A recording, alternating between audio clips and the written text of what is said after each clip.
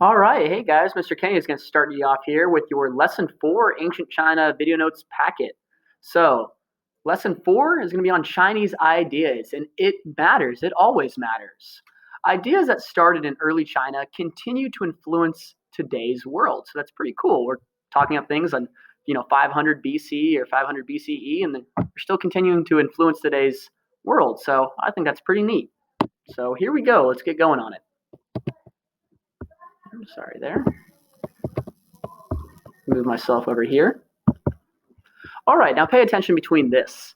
Between 500 BC and 200 BC, rulers of rival states in China fought each other, bringing death and destruction all over China. So we usually refer to this as, that's right, the Warring States period, things that we already know.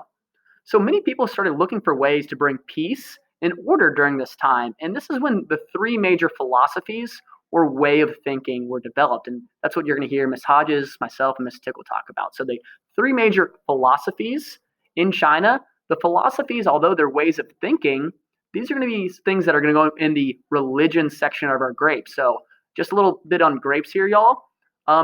With our grapes and religion section, you guys need to split between the three philosophies that we're studying out. So like in India, when we had Hinduism, Buddhism, and you needed information on both of them. But now in China, we have three philosophies, so you need to get information on the three that are going to follow. They all had the same goal within China, and that was to create a well-run and peaceful society, because they just got done fighting for such a long time during the Warring States period, when we had multiple kings of dynasties fighting each other for that complete control over China.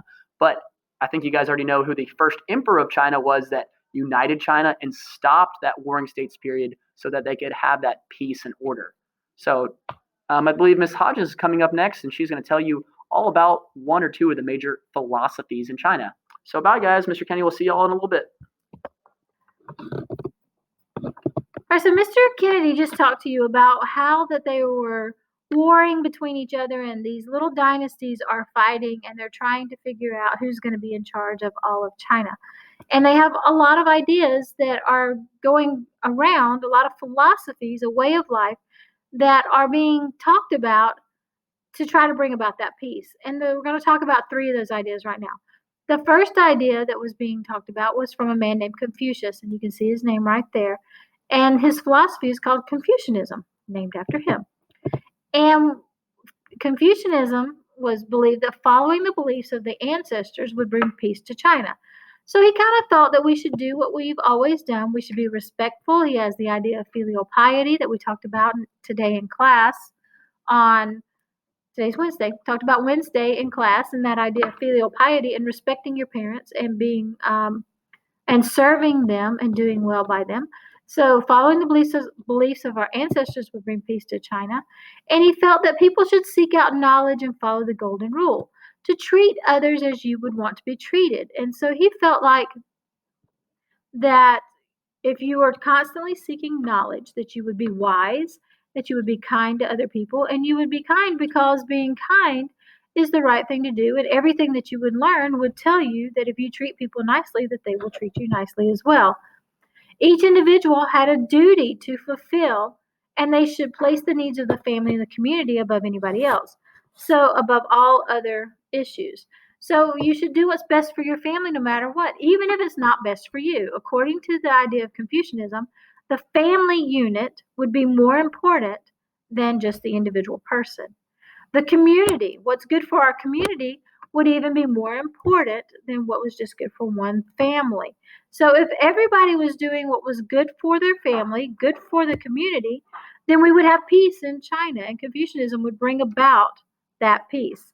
So that was Confucius' idea of how we should have peace. But that's not the only idea that he had. He had some other ideas.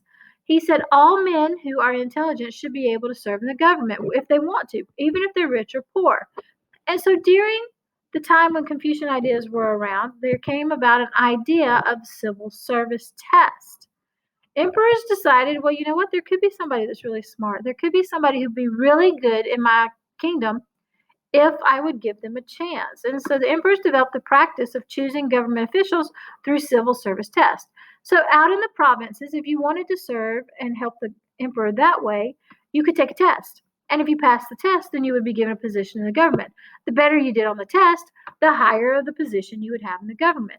If you didn't do so well, you might not even get to serve in the government, but everybody could take the test. And of course, the people who had wealthy parents and the people whose parents were already in government service did have an advantage over those who did not. And so the civil service test also became a way of maybe not letting as many people into the government as they originally thought that they could.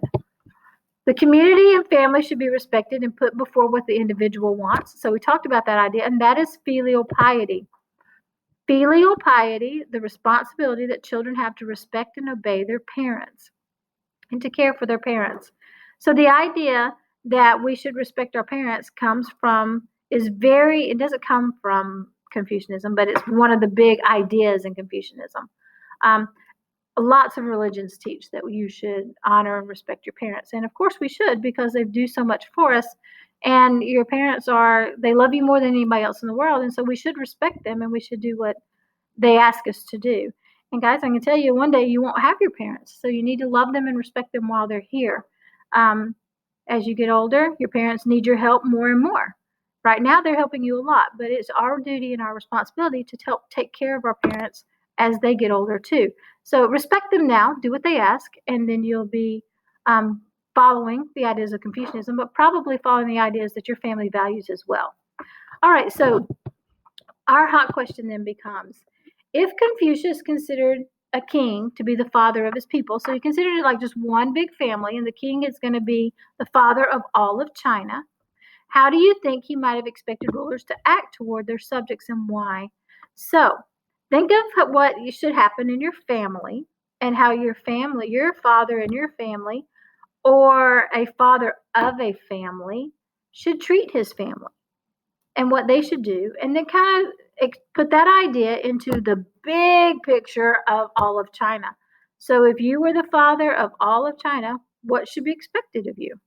And what would Confucius expect of you based on the ideas that we just talked about? So 3 to 5 sentences. I've seen some really good hot questions lately, but I have also noticed that some of you think that there could be a pop quiz on this instead of an actual reading of your hot question. Please do not be alarmed. We are going to read your hot questions. They are important. They tell us what you're learning, and they tell us what you're doing, and they tell us what you know. Please do it correctly because we will check. We are checking. So please do that correctly. You will never know when we are going to do the video notes checkup or check the hot questions. So you better have it done just in case. By the way, what up, Walker Jr.? What up? All right, see you guys later. On to the next slide. And hey there, guys. It's Mr. Kennedy with your video notes here. I'm going to talk to you all about Taoism. So Taoism, also called the Way. So here we go. Let's learn about Taoism in ancient China. So in Taoism, people should be free themselves from worldly desires and live simply in harmony with nature. So it's going to be connected to nature, and people are going to really have that idea of kind of peaceful. So also with Taoism here, people should be in touch with the Tao, and now D-A-O, that is the spiritual force that guides all things. So this is another philosophy that should go in your grapes section. This is one of those that is actually going to go hand in hand with, sorry, Mr. Kennedy's forgetting here. It's going to go hand in hand with what Ms. Hodges just talked to you about there about Confucianism. And you got this guy over here, Mr. Laozi, and he was really the one to start coming up with the idea of Taoism, that people should be free and free from those desires. So, okay, guys, so the third philosophy that we are going to talk about is legalism. And this is an idea in philosophy that was brought about by Han Fezi. I'm probably not saying it right, and I do apologize, but that's how I'm going to say it, Han Fezi. In legalism, he believed that all people are born naturally evil. So even when you're a baby, you're evil. No matter what, you're born evil. His system of legalism set up strict laws and harsh punishments for even the smallest crimes. This way, it forced people to do their duty and behave and not be evil, so that there would be structure and order in that society. Okay, we're moving on now. Hot question. Take a look at your chart. Chinese philosophers. You have Confucius, Laozi. We'll go with that one. Hanfezi. Okay. Which philosophy do you most strongly agree with? Confucianism, Taoism, or legalism, and why? This is a 3 to 5 sentence response.